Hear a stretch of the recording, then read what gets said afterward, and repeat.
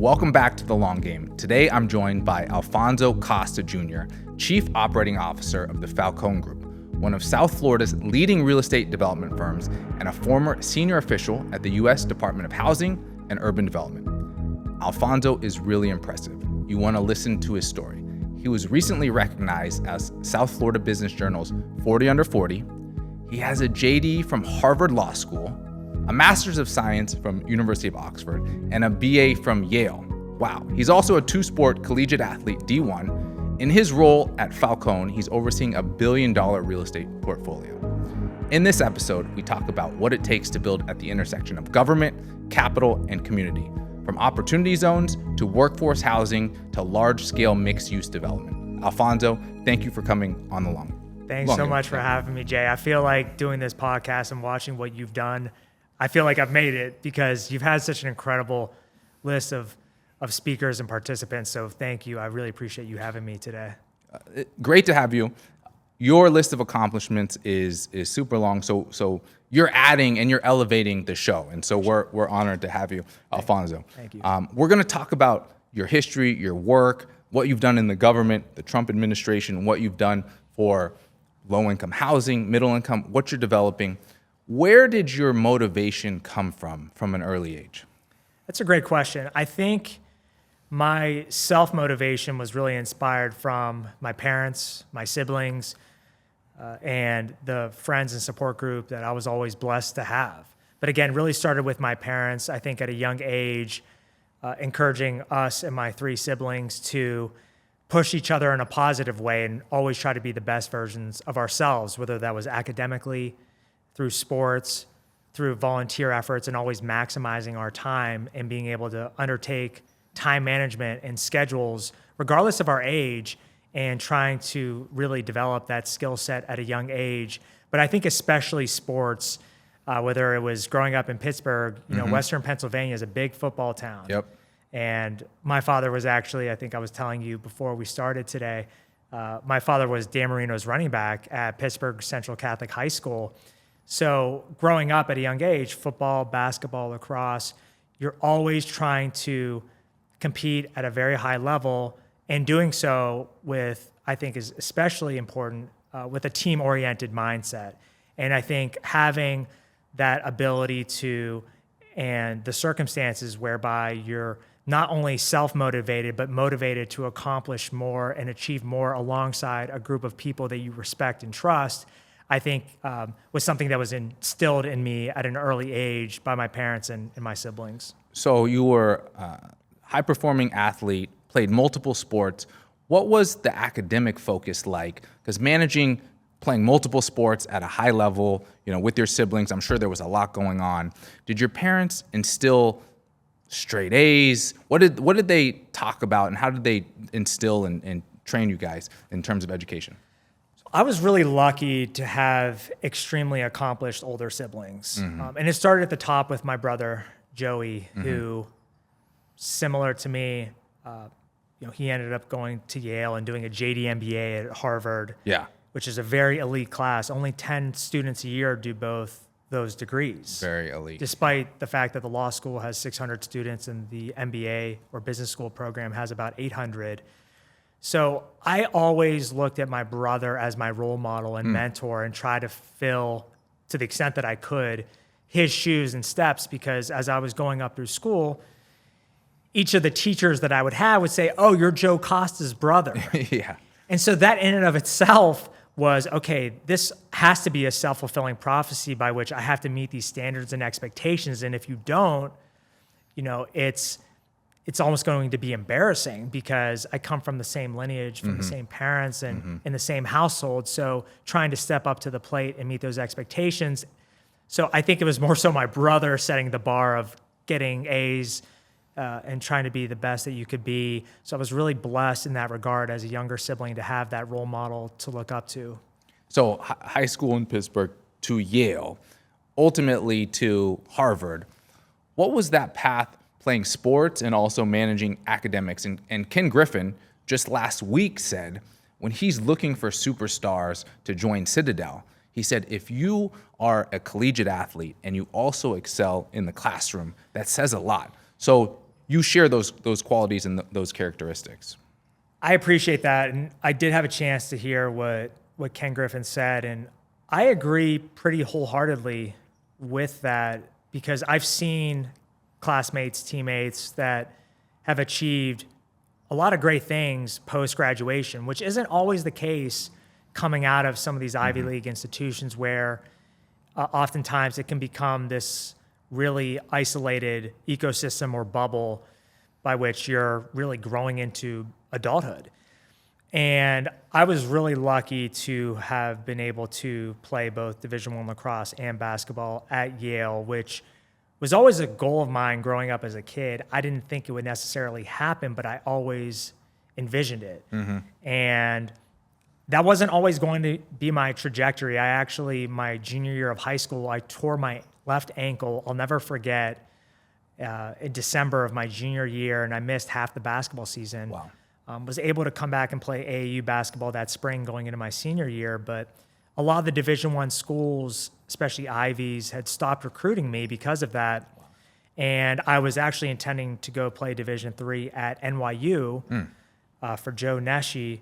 And ultimately, when I applied to Yale early, I was really lucky to get in academically, and was asked by the lacrosse coach to come try to walk on. The basketball coach wasn't taking walk-ons at the time. Fast forward a couple of years later, I ended up walking onto the basketball team as a senior and playing both sports. Wow.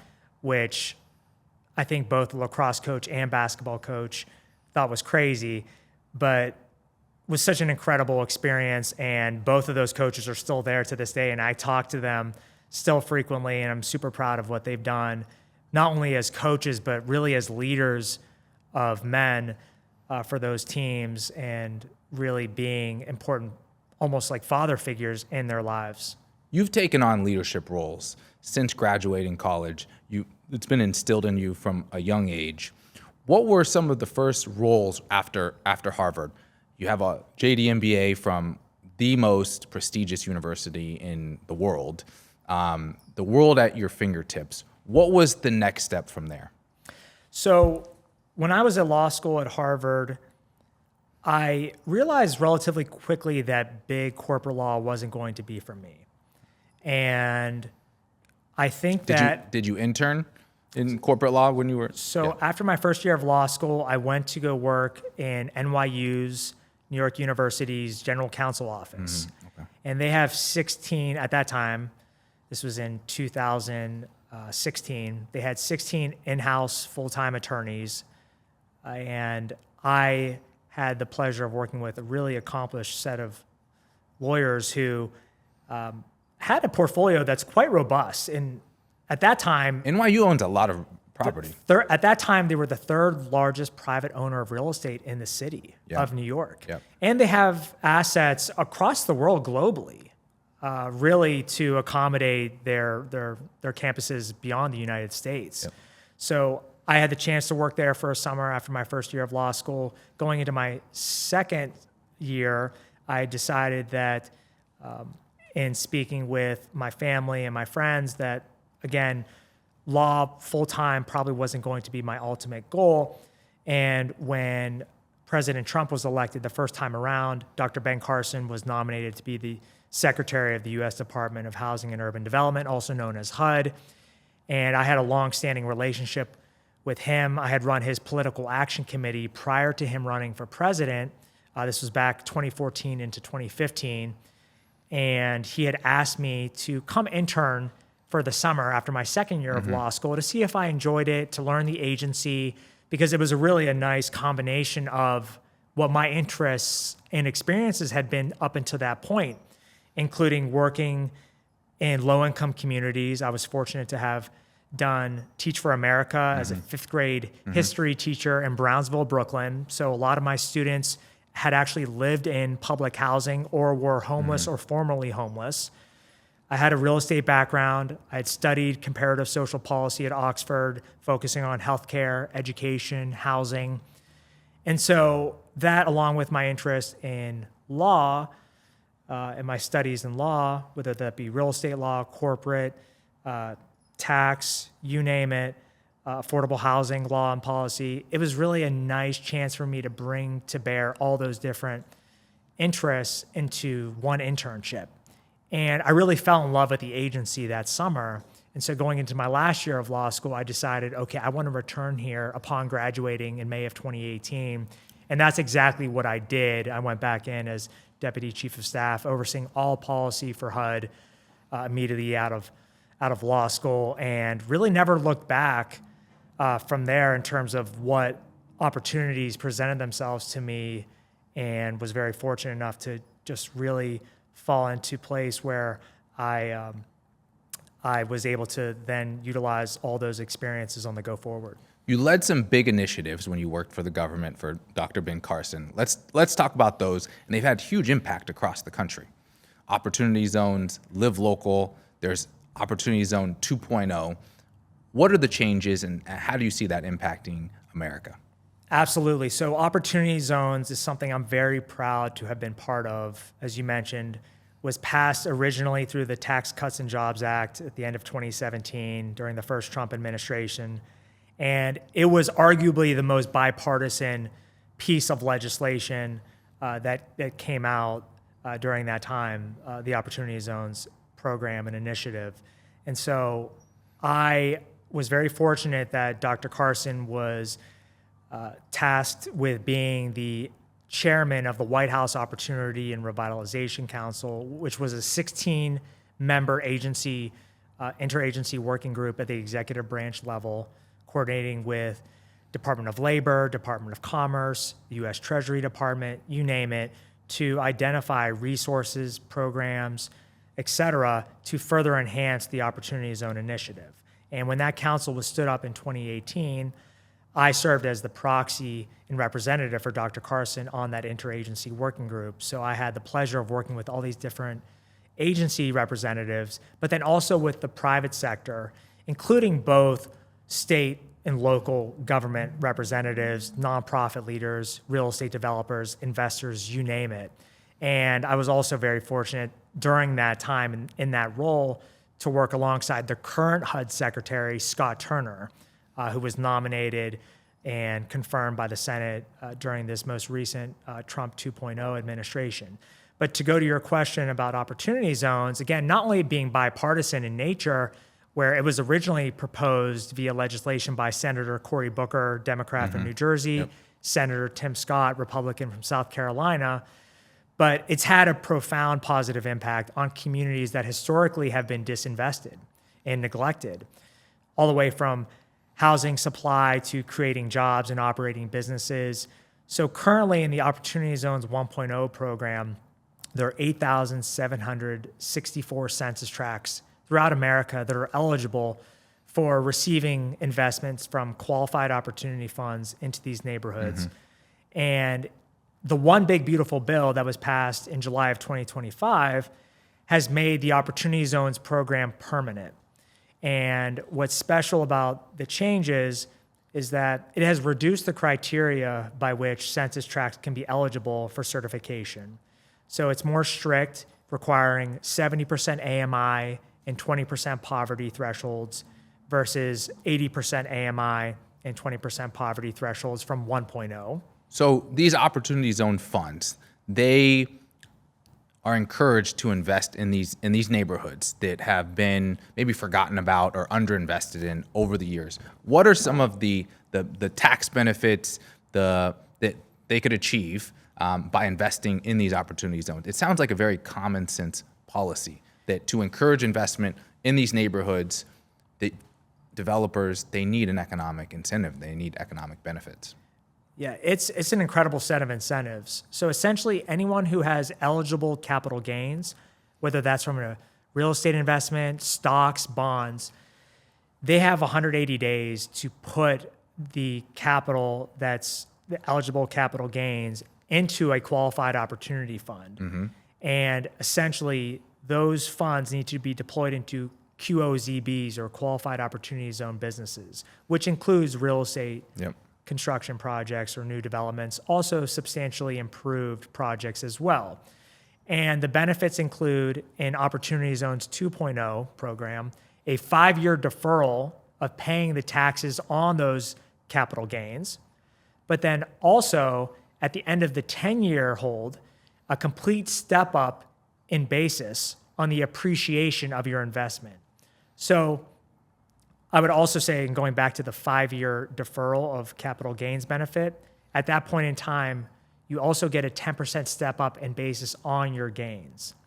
So for example, if you have $1 million of profit, capital gains from selling Tesla stock, and you put it into a qualified opportunity fund, and that fund is meeting all the compliance tests and thresholds that are needed. After 5 years, when it comes time to pay the capital gains tax on that, you're only having to pay on $900,000. So it's reduced the taxable basis by 10%. Okay. After 10 years, let's say that $1 million has turned into $5 million of value. Whenever it comes time to have that fund dispose of that asset and you as a fund investor receive the proceeds and distributions, you're not paying any taxes on the incremental $4 million of value. And at the same time, you're not going to recapture any of the depreciation that has accumulated over the course of holding that asset, which is a really important feature, especially considering that the One Big Beautiful Bill has allowed for 100% bonus acceleration depreciation in the first year. And as you know, Jay, and as I'm sure a lot of your listeners know, in the multifamily or in the commercial real estate space in general, when you're doing cost segregation and you're able to separate out different life tenured depreciation schedules for an asset, that can be tremendously beneficial. And when you get to the end of that asset, when you go to sell, to have no ordinary income depreciation recapture is a huge benefit and incentive that's associated versus, for example, the 1031 exchange program. Right. We're seeing a lot of this in car washes. So car washes, the One Big Beautiful Bill went from 60% bonus depreciation in year one, and then the Trump administration signed into law 100% accelerated bonus depreciation, which is huge for investors, offsetting tremendous gains and saving on taxes. So you worked for the Trump administration. How many years did you do that? And then how did you think about the next step in your career? So I worked in the first administration for more than 2.5 years. And during my time there, again, having the great fortune of being able to work on the Opportunity Zones initiative, meet a lot of different stakeholders in the real estate space.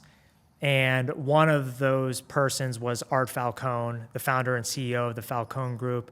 He's a real estate titan, not only here in South Florida, but really across the entire country when you look at all the different ventures and platforms he has built.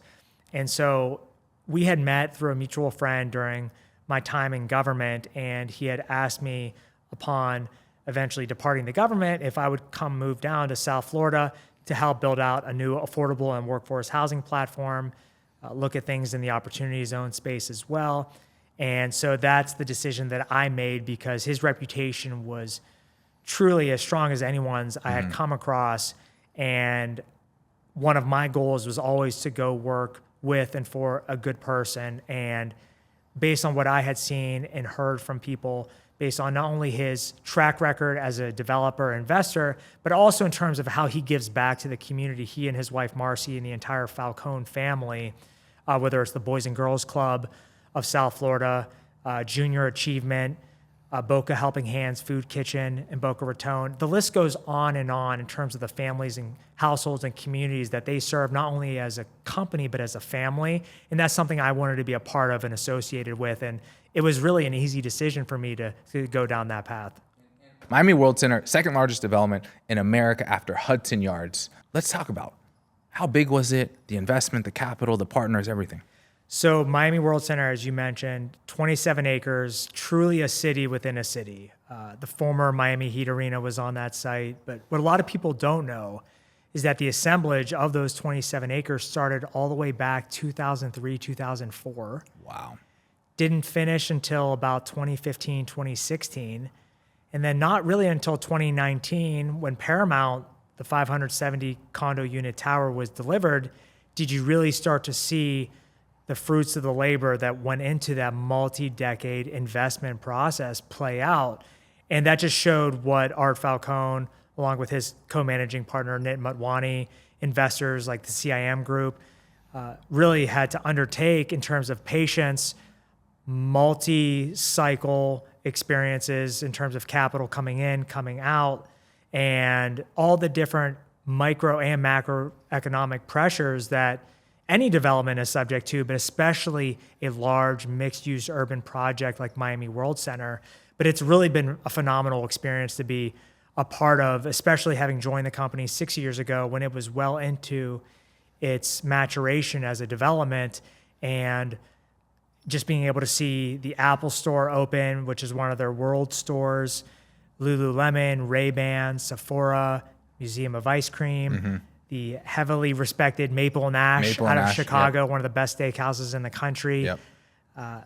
Just a really great eclectic group of different retail options for what is going to be more than 10,000 unit development when it's all said and done, between apartments, condo, hotel. We also have office space, you name it, and a really well thought out, well planned execution that was decades in the making. And I always tell people, when they ask me what are the lessons that you've learned, and you and I have talked about this as well, from a project like Miami World Center. And I think it's two-pronged primarily. One is that, and I learned this from my father, Dr. Alfonso Costa, as well, is that as long as you have real estate under your possession or ownership, and it's in a good location and you're not over-levered, it's a good deal. And number two is to really understand that as you're navigating a mixed-use development such as this, is to plan for multiple uses and asset classes, so that if the time arises, which it does frequently throughout the cycles of an economic environment, that you have the ability to push and pull or lean on different parts of whatever you're executing on in your business plan, because the capital may be there for condos, but isn't always there for rental apartments.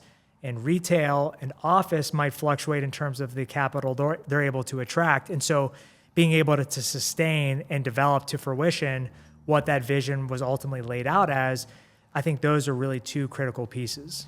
Miami World Center, that's the power of playing the long game. That's the power of patience. That's the power of vision. It's the power of staying power.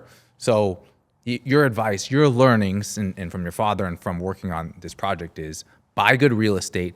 Don't over-lever.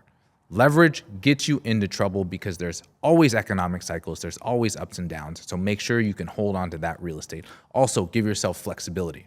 Yeah, I couldn't agree more. And I think that really applying that not only to the real estate space, but anything you do in business, and being flexible and understanding, okay, if I want to be a real estate developer, but are there other revenue streams that can really complement what I do at my core, is that it really positions you, whether you're a small business or a growing business or a really large firm, that you're able to navigate those waters no matter what is thrown at you. That's right.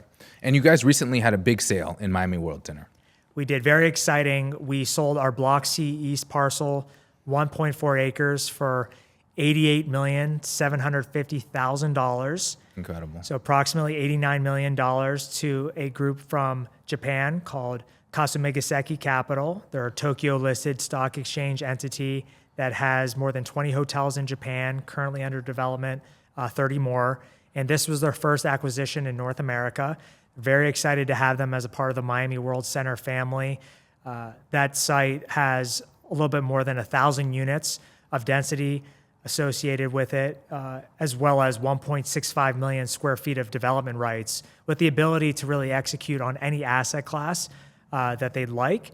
But they're really historically known and are currently executing on a lot of exciting residential and hospitality developments across the world. And it was a tremendous sale. Again, approximately $63.5 million per acre, but obviously the density is really critical there. Yeah.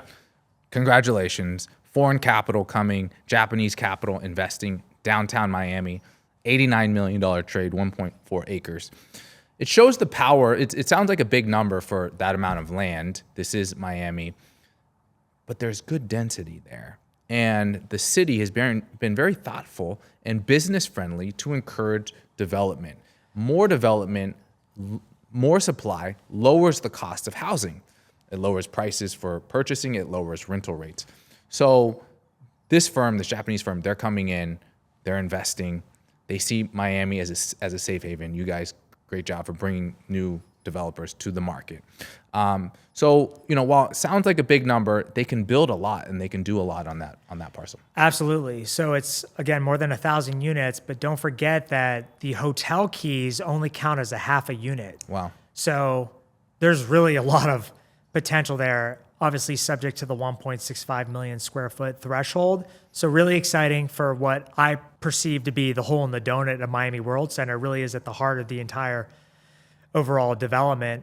So we've had that recently, which was tremendous, and we'll continue to be involved with Kasamigaseki Capital as they proceed in executing on their development plan. But also most recently at Miami World Center, which shows our conviction to stay in the development even longer term, is we recently bought out our equity partner, CIM Group, phenomenal group out of Los Angeles, and brought in a new cadre of investors from Jamestown. Awesome. And the Davis companies, right. Andrew Mermelli, Sergio Rock, and just a great group of investors where for $210 million, that valuation, continue to own long-term the 300,000 square feet of retail and 2,100 parking spaces that really powers all of the different towers and uses across Miami World Center and that entire neighborhood, which it really, as I mentioned, has become a city within a city. And when you look at South Florida, but especially Miami, you have Brickell to the south. And then as you go to downtown Miami, there never really had been a neighborhood that had new development, new investment. And so that's what our firm was able to accomplish, along with Nitin and Merrimack, to bring to life new development, especially from a residential and hospitality standpoint, to really complement what were arts and entertainment and cultural anchor institutions, whether that be the Kaseya Center for the Miami Heat and everything they have going on from an activation standpoint, even beyond the NBA schedule, whether that be UFC fights, concerts, you name it. You have the Perez Art Museum, Adrian Arsh Center, Frost Science Museum, the ballet, the opera. You have all these different entertainment venues that really complement as you continue to go north up to eventually Wynwood and the Design District. So Miami World Center has really grown and matured into what is today a really formidable, highly sought out neighborhood that we're excited, along with the growth trajectory and momentum that Miami has experienced. We've been fortunate to similarly on that schedule continue to grow. Falcone Group led that gentrification, closed a new big partner, developer, investor, $210 million valuation. That's great. And I think it speaks volumes to the long-term conviction, not only in the immediate area, but Miami in general. Right. And so we're really excited about the prospects of that and the ability to bring in foreign capital through Kasamigaseki Capital from Japan. Yep. And then also domestic investors from different parts of the country for the retail and the parking. It's a really exciting time to be in Miami and be a part of the Miami World Center family. You've worked in the government, you've worked in the private sector. Let's talk about the common sense policies. Let's talk about Live Local. Live Local, a project was just approved in Miami Beach that I saw recently. It's one of the best pieces of policy to encourage the development of affordable housing nationwide. What are your thoughts on it? What are the benefits? The listeners want to know, what is this Live Local? So the Live Local Act was passed in 2023, originally known as Senate Bill 102. Okay. And it's primarily a two-pronged incentive to help encourage the development of affordable and workforce housing throughout the state of Florida. The first tool or prong of the Live Local Act is the ability to bypass planning and zoning and have essentially by right zoning on land that's zoned industrial, mixed use, or commercial, to bypass zoning and be able to build multifamily rental apartments, other residential for sale. If you commit to at least 40% of your units being restricted at either 80 all the way up to 120% AMI for 30 years. That's number one. Number two, the other primary element or component of the Live Local Act is the tax exemption for property taxes. And in order to avail yourself of those benefits, you need to have at least 71 units within your development capped at rents of 80 or 100 up to 120% AMI for a minimum of 3 years. And that allows you to have 100% property tax abatement on those units up to 80% AMI. And then for those units from 81 to 120% AMI, a 75% property tax abatement, which is really important incentive given everything we've seen, especially in Florida, from construction costs, rise in insurance costs, interest rates over the past several years, to have this tool in our toolkit to complement things like opportunity zone investing, other incentives that local municipalities might otherwise offer, especially to build what is that critical missing supply of affordable, but especially missing middle, AKA workforce or attainable housing supply. Because when you look at what, especially at the federal government level, has been encouraged or incentivized really pretty much since the 1980s, it's really been that capital A affordable housing, primarily through the LIHTC or the low investment tax credit program. And then obviously you have a lot of developers and investors that are focused on luxury and market rate because the margins on that can be very lucrative. And that, as a result, over the past several decades has led to a natural missing amount of supply for what is really the core of our nation. And those are the teachers, the nurses, the firefighters, police officers. Exactly. Those who are really the stewards of our communities, and to be able to partner with the public sector and bring the private sector to the table and say, hey, how can we marry incentives, combine incentives to bring to bear this housing supply that otherwise would not be built, I think is really special and pioneering and forward thinking by the state of Florida.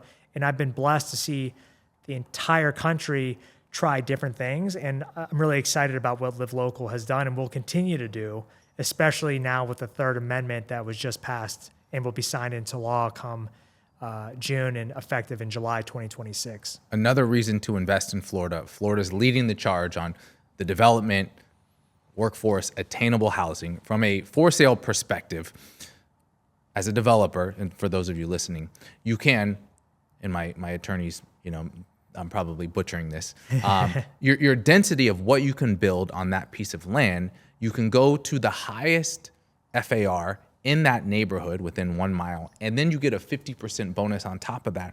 Not only that, if your height restriction was 100 feet, you can now build to the tallest building within 1 mile. So if that building was 300 feet, now you can increase that density, and that really encourages developers to build this housing and pursue Live Local. It's a good point, Jay. And another really important piece of the Third Amendment to Live Local that was just passed is the fact that municipalities can't work around that height limit that they might otherwise try to impose by using things like setbacks and step backs. So that's an exciting new feature of the Third Amendment. Awesome. And what are you focused on in your role as Chief Operating Officer? What excites you 2026 over the next 5 and 10 years? I think what most excites me, and we talked about this earlier, is the Opportunity Zones initiative and program now being made permanent through the One Big Beautiful Bill.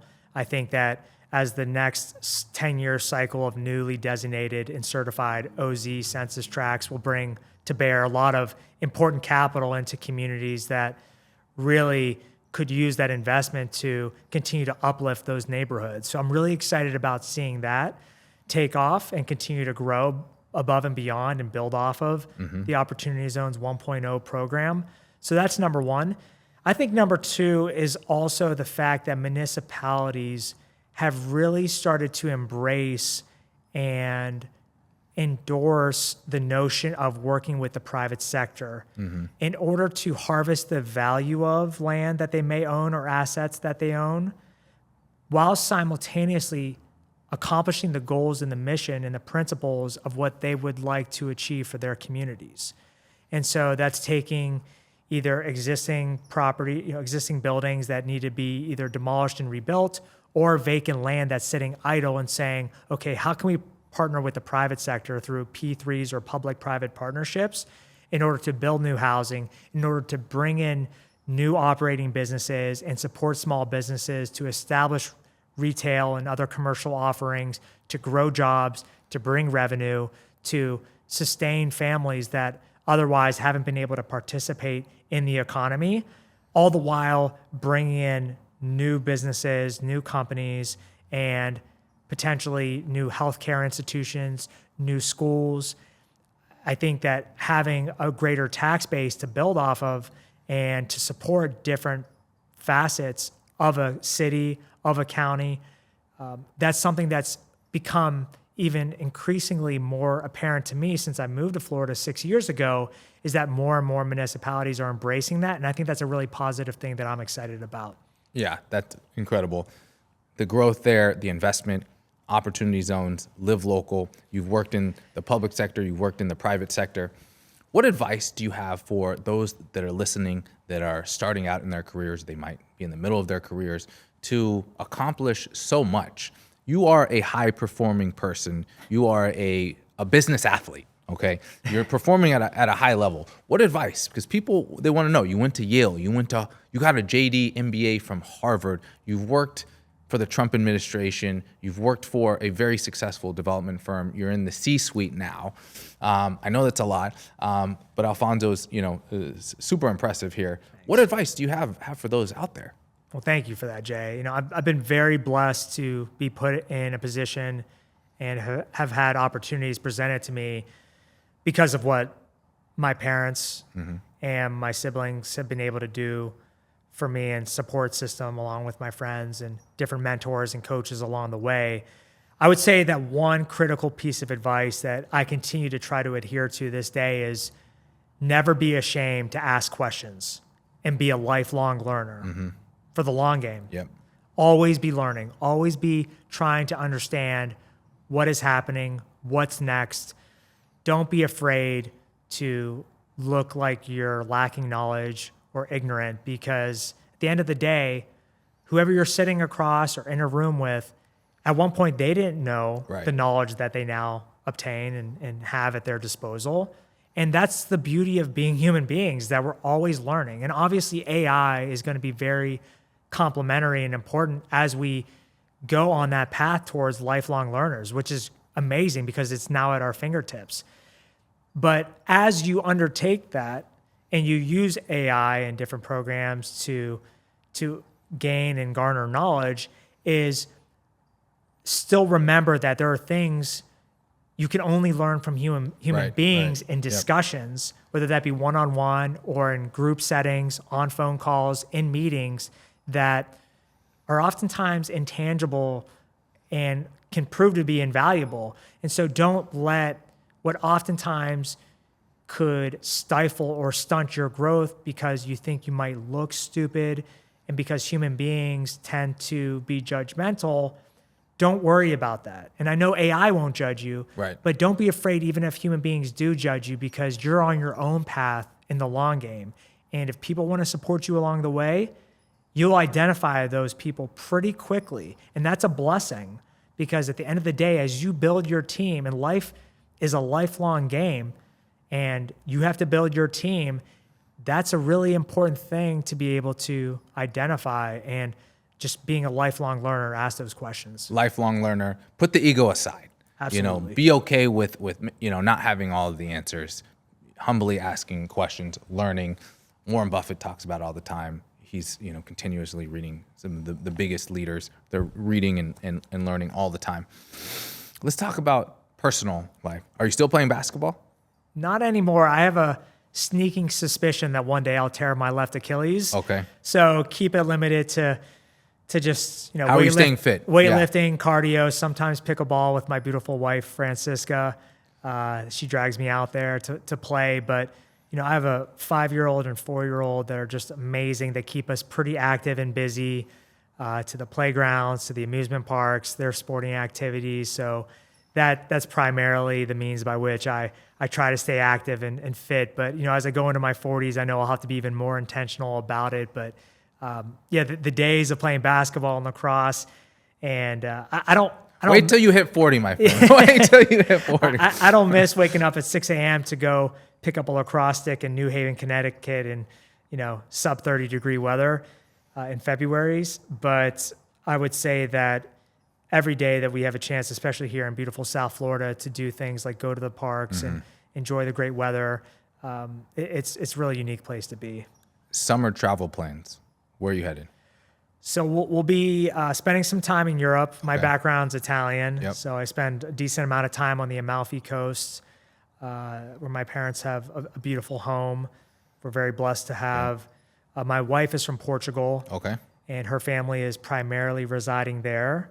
So we'll be making trips to both places. And at the same time, what's special about being there is that with the time zone change and difference, I can enjoy the first half of my day doing everything with the family. And then Yep. from 3 p.m. or post lunch up until late dinners, which are common, especially in Western European cities and countries, is that I get to kind of recapture some of what my daily routine is from a work standpoint. So having that good balance, especially in the summer. But we have a lot going on in our business in terms Yep. of executing on goals, especially on a quarter by quarter basis. So trying to maintain that mindset while course. striking that work-life balance. And you mentioned reading. You talked about reading.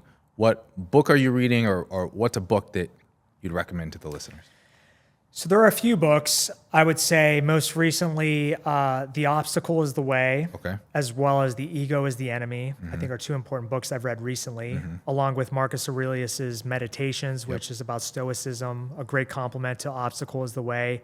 Right now I'm reading Never Eat Alone, Yeah. which has It's a been classic. I had never read it before, so that's been exciting. It's something that I think naturally or organically I've adhered to in terms of always being willing to meet people that don't necessarily work in the industry that I work in, or maybe on paper we might not have a lot of, I'd say, overlapping interests, Yep. but always being willing to meet new people and spend time with people to develop, cultivate, and further nurture relationships. Because at the end of the day, especially in the real estate space, network and relationships are so critical. So important. Yep. So that's something I've been excited to read and kind of continue to fine tune how I view and approach my daily activity. Amazing. And let's talk about AI. You're the first person that I'm asking this question. Okay. What are you using? What have you used? Which system? What do you prefer? Are you using multiple systems? How are you implementing AI in the business, in your personal life? So I think Claude has been very effective for our firm and what we do from an underwriting and organizational standpoint. ChatGPT more so on the daily usage. Yep. My My wife uses ChatGPT. Yep. It's great. We use Claude here. Yep. One program in the real estate space that I've been telling more people about is called Prophetic AI, Okay.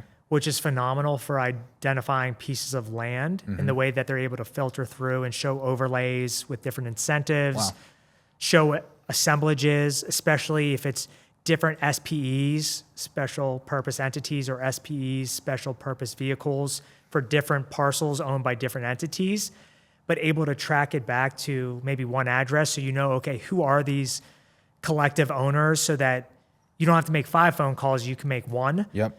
And really have a more strategic vision in terms of land that you're identifying for future development opportunities. We have found Prophetic AI to be a relatively low cost, highly effective, still evolving platform that I encourage your listeners, your audience, especially if you're in the real estate space, to take a look at. Amazing. So for the listeners, Alfonso was a great guest. Our audio cut out after about 25 minutes, and we filmed 30 minutes after that. He agreed to stay, and I'm glad he did, because I learned more about him, what books he's reading, where he's traveling, what AI he's using. So thank you for staying. Thank you for being an amazing guest. Alfonso, where can people find you online, or how can they best connect with you? So again, I'm really honored to be a CEO of the Falcone Group. So our website, falconegroup.info. You can find information there in terms of contacting me. I'm on LinkedIn. I don't do any other social media per se, which is for the best for me personally, because I just have found that I can get easily distracted in those regards. But I've found LinkedIn to be very effective, especially in terms of my ability to stay on top of what's going on in the business space, and also still seeing what my peers and friends are doing professionally. But those are the primary mechanisms. Incredible. Alfonso, thanks for being on The Long Game twice now. Thanks, Jay. Appreciate it.